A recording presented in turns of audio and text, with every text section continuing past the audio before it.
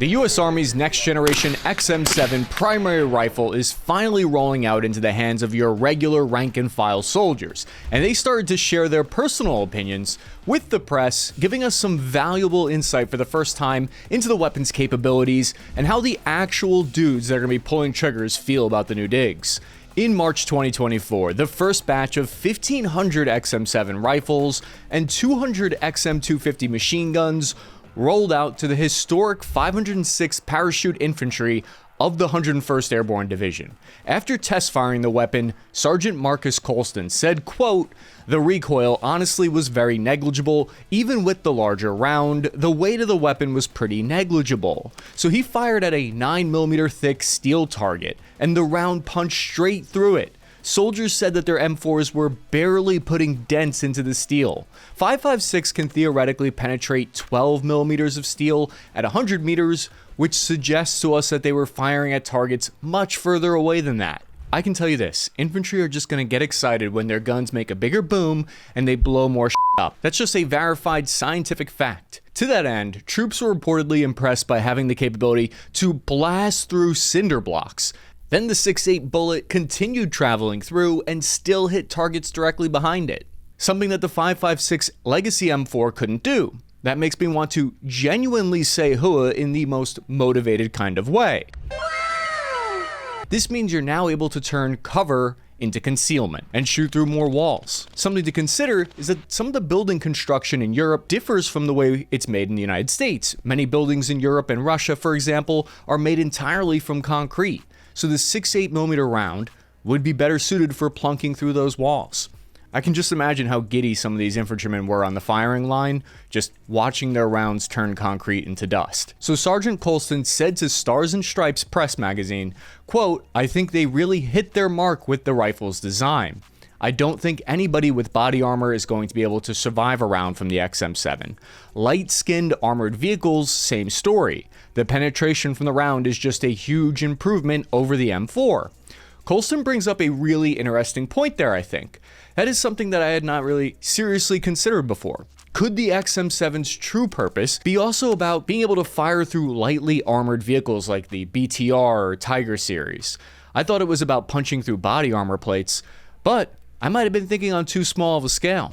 So we know that the older variant, the BTR-80, has 10mm of hull steel thickness and is rated for small arms like the 7.62 at very close ranges. The Tiger has an armor rating of Stang 4569, which means it's rated to stop your 7.62 at very close ranges of 30 meters. I think it's within the realm of possibility that this spicy 6.8 round could punch through older thin-skinned armored vehicles, but not the newer up-armored variants that are rated for 14.5mm. But I'd be curious to know what the keyboard warriors think, and that's why I put this question to the stress test of the internet by tweeting it out to the void on my X account at CappyArmy. One of the followers said, "Oh, it's absolutely going through older BTR models. F***ing 7.62 NATO does that." End quote. That's from Femboy Political Replies. "At $13 a round, I hope so," said Mike. You heard right, $13 a shot, but it might actually be $15, and we're going to get into that later in the video. But before we get into that, just a quick word about the folks that made this video possible, Armasight. Just like many of you, I'm a big outdoor enthusiast, and I appreciate the hunting lifestyle. So I got to give it to Armasight for continuing to elevate their gear to the next level. They've recently released the Armasight Collector Mini Thermal Scope. It's a compact, agile solution for all your nighttime adventures, plus the Jockey, a lightweight thermal clip-on, converting your day scope for 24/7 thermal vision. Imagine spotting your target with ease day or night. Thanks to the latest in thermal technology, with this Armasight cutting-edge technology, you can customize your experience and stay one step ahead in the field. Head over to Armasight.com or click the link below to check out all the awesome Armasight gear that is sure to revolutionize your outdoor experience. And don't wait, because the new mini thermal scope and thermal clip-on are bound to sell out quick, so click the link below and upgrade your gear today. So when the next generation squad weapon was first introduced by the US Army in 2019, shooting at lightly armored vehicles wasn't something that was seriously on anyone's mind at the time because we were all still thinking about counterinsurgency operations still. So one of the main stated purposes of the XM7 is to go through enemy body armor, and it's recently become standard issue to 1.3 million PLA troops. but the factor of shooting through vehicles at greater distances is an interesting one to consider. The new rifle has roughly 2,700 foot-pound force, while the 5.56 has 1,370 foot-pound force. Now, I'm no doctor of science, but that sounds like double the power. Aye, good soldiers, gather round, for I shall recount the tale of the infantryman's eternal quest for the perfect weapon to slay thine enemy. In the days of old, starting in 3000 BC, warriors wielded sword and spear, then bow and arrow. As the ages rolled on through the 1500s, the musket took its place, and yet ever did we seek to refine our craft, with the advancement of black powder to smokeless powder and rifled barrels in the 1800s. By the mid-1900s, we average infantrymen were blessed with semi to full send weapons. Aye, the glory of it all. It's okay. Today, the armor is of the land saw fit to fashion us with the XM7 spear rifle, named after our ancestors' weapons, and the XM250 machine gun. Wondrous creatures, but alas, lads, as with all gifts of power, there is a price to be paid. The XM7 brings a burden of increased weight and recoil. Unloaded, the XM7 rifle is 3 pounds heavier than the M4.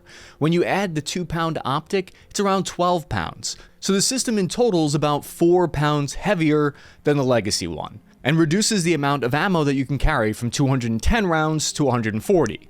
Magazine sizes are also reduced from 30 rounds down to either 25 or 20, while overall weight carried may be as much as 30% more for a rifleman. My back is already tingling with what the VA told me was not service-related injuries. However, Colonel Vokel of the 101st Airborne, he's a commander who said, quote, "Seeing the effects on the target we had makes up for any concerns I had initially about the increased weight," end quote. Outside of small-scale testing at Aberdeen Test Center last year, the military and firearms community, everywhere from Reddit to your mom's text messages, were theory crafting about how the new rifle would actually perform. So it's good to finally get some details and hard facts from the troops on its capabilities. So Staff Sergeant Steele, he's an 11-year infantry veteran from the 101st Airborne. He told Stars and Stripes that the added weight and recoil were not all that noticeable and that he loves the new optic. It honestly makes the heavier weight worth it, he said. You can get on target faster, your precision goes up, more rounds faster and more accurate on targets downrange, end quote. So Commander Vokel addressed this weight concern by saying, quote, "I think we're going to get used to the weight and how to carry this new weapon system. That's the biggest thing, I think. You grab it and you realize it's a lot heavier, but these soldiers, once they saw the energy on target it was able to produce, they kind of say, okay, I just need to hit the gym a little bit more and work on my biceps. It's worth it," end quote. It's like my old squad leader used to always tell me, Cappy, get swole or die. I think the decision by the big army to send these new weapon systems to the 101st Airborne of Band of Brothers fame is an interesting choice. The new service pistol was also sent to them first to test out. The 101st is considered to be one of the better trained and more elite units within the conventional US Army infantry. They're a great sample to stress test how regular Joes might beat up the weapon in extensive use. The 101st is light infantry, so they're focused on helicopter-borne air assaults and lightly armored MRAPs that don't have Bradleys or M1 Abrams tanks assigned to them. But more importantly than all of that, I want to know if any of the 101st grunts found a way to break this thing yet. To get a wider sample size, the Army chose to send the second batch of these XM7 rifles to North Carolina's National Guard 30th Armored Brigade Combat Team that does have the heavier vehicles like the M1 Abrams. This gives Army leadership a better idea of how M1 Abrams tankers and mechanized infantry will like the new system, because they have to jump out of tight vehicles more often. So National Guard soldier Staff Sergeant Grayson said, quote, "It's a great step having the ability to penetrate level 4 plates and defeat some of our adversaries' armor when necessary," end quote. Next generation capabilities do not come cheap though. Gregory Knowles on X dug through unclassified US Army procurement sheets on the Department of Defense 2024 budget estimates, and he found that the average price of the special purpose, high-powered, spicy version of the ammo costs about $15.70 per shot. The Army might not pay lower enlisted soldiers that great, but at least you have the opportunity to fire off thousands of dollars worth of high-tech ammo for free. That's enough to motivate me in the morning. Another budget document that we dug up shows similar costs of around $12 per pop. Meanwhile, the general purpose XM7 ammo costs about $273 per shot. For context, the Legacy 5.56 service ammo only costs about 47 cents per round. Part of the reason for the high price currently, though, is likely because of the economies of scale that haven't caught up yet, and I would expect those numbers to drop significantly if this weapon system is fully adopted. To this point, SIG just announced that they were opening a $150 million, 250,000 square foot ammunition plant inside Arkansas, Jacksonville. This should bring those costs down considerably, and it's also one indication that the Army is continuing to take steps towards dropping the X from the XM7 name and fully adopting it potentially, although there's no guarantees there yet. And that's something different with these systems, the science-y stuff behind it. It has two types of ammo, one for defeating body armor and one regular, less powerful type. One question I would like answered is if soldiers are testing the weapon with the new spicy $15 hybrid round that's powerful, or if they're training on the cheaper type of ammo, will be a major adjustment when firing the higher powered one. I just noticed that this XM250 gunner here is loading the hybrid steel-cased ammo, so it appears like they're training, in this instance, on the high-powered ammo. The high-powered round has a pressure of 80,000 psi when fired, and it's packed full of gunpowder and given a steel base that can handle the extra pressure. 80k psi is the kind of pressure you would experience if you were 3 miles deep in the ocean. This sends the round out at higher speeds and through concrete and steel. The conventional round from the M4 have about 50,000 psi, but the downside of the spicy round is that it increases recoil and degrades the barrel life quicker, although SIG claims the barrel life is still better than the M4 at over 10,000 rounds that you can put through it. If you're like me and that science doctor stuff hurts your brain, the key takeaway here is that the rifle packs a serious punch thanks to new advances in ammo and barrel manufacturing technology. One thing all soldiers have in common is their opinion on the new optic. Staff Sergeant Steele told the Army Times, quote, "It's going to allow us to engage the enemy earlier than we would have. If we see an enemy far out, we can get better eyes on with the optic," end quote. So the new XM157 optic uses a built-in infrared laser to automatically calculate bullet drop with a ballistic computer. It also has 8x magnification up to, can go all the way down to 1x as well, which is twice the amount of magnification compared to your old ACOG system that I'm familiar with. This optic lets you take advantage of that extra range from the 6.8 ammo. Having a suppressor for every single regular infantryman is massive as well. Back when I was in, basically no one except the high-speed special forces types had access to suppressors, so it's wild to see that change. Suppressors are especially important now to reducing your signature both visually and audibly so that you're less likely to show up on a thermal drone from your enemy's cameras. But not everyone is convinced that the XM7 and the new caliber represents an upgrade. Critics of the rifle choice argue that the new platform, optic, and caliber trade too much of that close combat performance for long-range punch.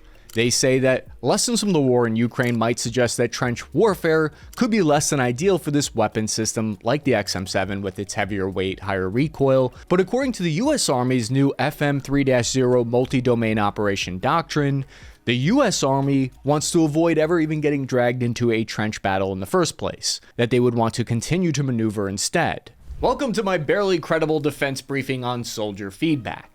The rifle just only entered widespread operational trials, but I noticed something that has stood out to me as interesting. I've yet to hear anyone say they want their old M4s back. This might be because the interviews have been through Army-approved outlets. The government has tight controls over information and access to these new weapons.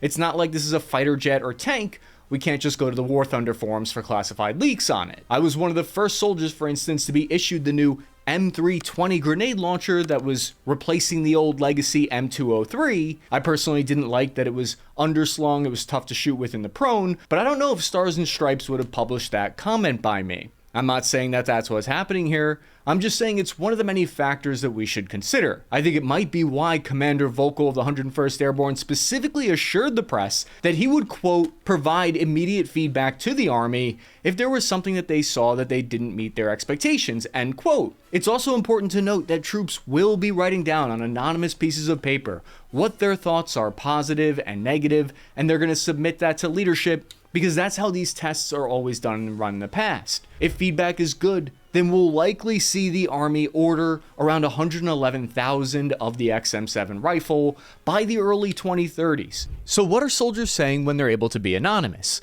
On the US Army subreddit, I was able to find one poster who appears to be a relatively high-ranking officer on there, and he shared their unvarnished truth of what it was like to live, eat, sleep, train, and bang with the M7 rifle for 3 days straight. Here are the highlights from the post that I picked out. Quote, over the course of 3 days, a friend of mine and I live with the M7 Spear. We spent time at various ranges doing tactical stuff, getting in and out of Humvees while trying to figure out the ins and outs of the rifle. It's still heavy, but after a day or so you stop noticing it until you have to shoot from a standing position or are doing CQB. Then you are painfully reminded how off balance the rifle is. He goes on to say that the 2 sample rifles they had, they were able to shoot a 3-minute of angle grouping. He says, quote, when it comes down to the nitty-gritty of the maintenance, I absolutely despise it. When they tested the M7 rifle in close quarters combat, he said, quote, both of us found ourselves moving significantly slower with the M7s. It was clear that I was painfully slow to get on target with the M7. It wasn't just about slower movements, but also delayed response and engagement. Initially, I chalked it up to age. I'm over 50 years old and a bit heavier than ideal, but the reality struck when I saw I wasn't this slow with the M4. In fact, I was quicker than some of the other officers, end quote. He goes on to say regarding the suppressor, it really is more of an enhanced flash hider than a true suppressor. That's one officer's anonymous feedback on allegedly having used the M7 rifle for 3 days as a soldier. The US Army believes they might be outnumbered in a future fight in the Pacific, even if they fight alongside their allies. That's why the whole point is to achieve overmatch with these weapons. Even if the American troops are outnumbered, in theory, the XM7 is supposed to give them a significant edge in firepower. But at the same time, overmatch is also officer buzzword speak for I'm doing my job good this year. But the US Army switch to the new platform also represents a risk that some analysts and Army veterans say could end up leaving soldiers worse off in a hot war. With the war in Ukraine still raging, analysts, enthusiasts, and veterans claim that the Army brass is ignoring the lessons of the war and just hard charging forward with a theory of what future war will look like that isn't born out of evidence. But I think it's important for people to remember that this XM7 rifle is not just being fielded in a vacuum. If it's acquired, it will work in concert with the XM250 machine gun, which greatly reduces weight considerably for your machine gunner and allows them to put down rounds on target at a much greater accuracy and range compared to the M249 SAW. It has an internal recoil mitigation system. For any criticisms that we hear leveled against the XM7 rifle, there are very few criticisms against the XM250. We need to consider that this new small arms program is a system. How does it impact the performance of the squad as a whole, not just a single rifleman? Logistics is an interesting factor to consider the implications of as well. No other nation produces the 6.8 ammo for their military, meaning the United States will be the only source of the ammo for these guns for the foreseeable future. Currently, there are 17 Defense Logistics Agency distribution centers within the United States and 7 major depots outside the continental United States. Not to mention hundreds of smaller supply or transport nodes in the worldwide network. Each of these major depots stores millions of 5.56 and 7.62 ammo, but so far, none of that 6.8 rounds. Here's a quote from an Army document. It says the SP ball cartridge utilizes projectiles with an exposed black tip surrounded by copper jacket. This ammo is intended to use against a broad spectrum of hard targets. The SP ammo is a combat-only war reserve item. Notice how they keep the exact material composition of the ammo of the projectile vague. The US government wants to keep us guessing as to just how much vehicle armor the new AP round will go through. It obviously won't go through tank armor, but some of the Russian BMPs, Chinese amphibious Type 05 infantry fighting vehicles, they might not be safe at close range. Whether the seismic shift to the XM7 and XM250 will fit the needs of the future soldier or not is really the $330 million question. The Army has a history of eventually getting things right